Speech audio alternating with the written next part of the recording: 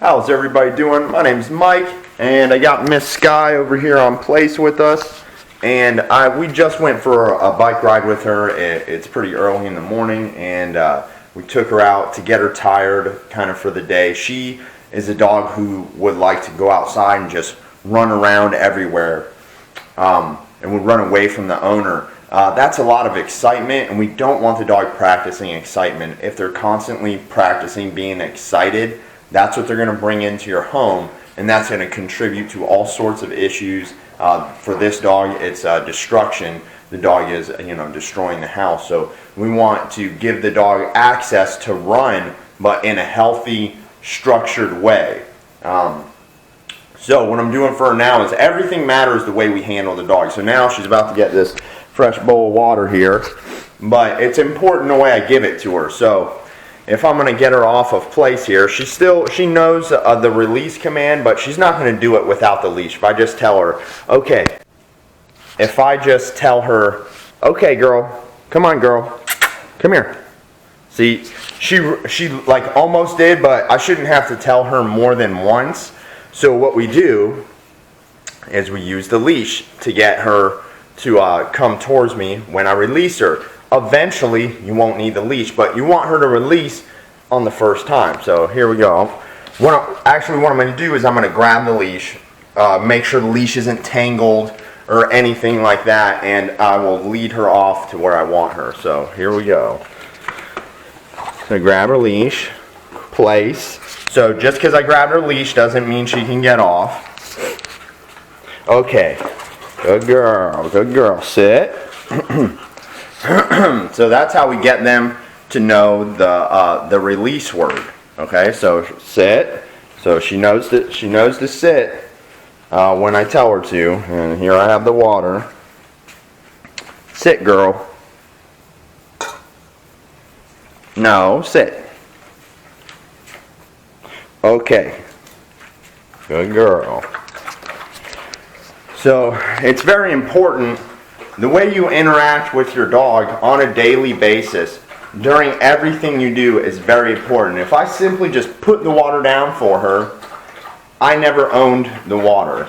It's just hers. She just gets to have it. I mean, in reality, she's going to get water no matter what. But psychologically, for her and my relationship and for her relationship with the owners, it's better if she gets the water in a way that means that water is mine, and here I am providing for you. That's how you actually create a relationship with your dog. That's part of it, is they see that you're helping provide for them.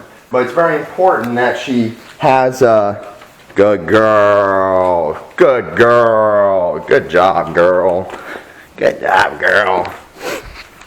So I'm glad she did that. She went, as soon as she was done with her water, she went right back to place, as soon as she had enough. That's what happens when you imprint a behavior in the dog. Now, I don't expect her to do that. I expect her to sit here and drink the water and kind of just lay down when she's done with the water. And then I lead her back on to place. But you always have to use the leash with the dog for them to know what to do. When I release her and say, okay, she just kind of sat there and she kind of jerked a little bit, but you don't want to have to encourage them. Come on.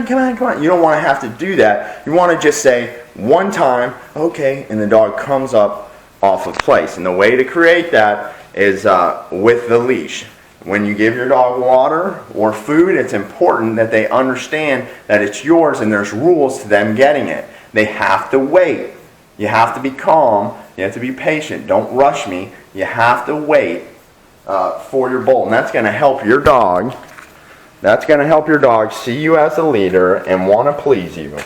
And, that's all we want from them, is we just want some compliance so there's not chaos in the home, so the dog's not destroying things, running around free roaming, kind of just like running around like it's an amusement park in their home. We want them to have much more discipline than that, because it's convenient until it's not convenient, right? Everything's okay when they're puppies and they're allowed to do whatever they want, but then when they get older, they start destroying stuff, they start biting other dogs or anything like that, then the problems become an issue. This is what you want to do from the beginning. When they're a puppy, you want to feed them water like that, feed them food like that, teach them place, Teach them the release words, sit, down, all those things, heel. They need to know all that stuff when they're a puppy for you to have real compliance from your dog. Also, I just wanted to add one thing about her. If you did see when she went over to place on her own, what did I do? I went over there and I said, good girl, good place. Even now, she's still there, doing a good job, not trying to get off or anything, and it's good girl. Good job, girl. That's a good place, girl. I'm so proud of you, girl. Oh, that's a good place. Yeah, that's a good place. Good girl. Good girl. Yeah, it's a good girl. So you see, we discourage behavior we don't want. We encourage the behavior we want.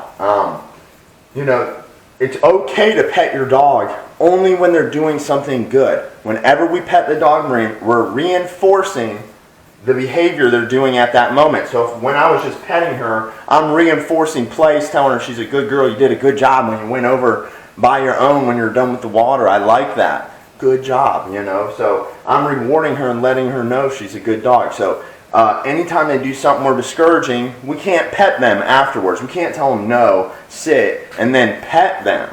We have to tell them no, correction, then direction with no emotion. When they do stuff we like, that's when they get the big celebration.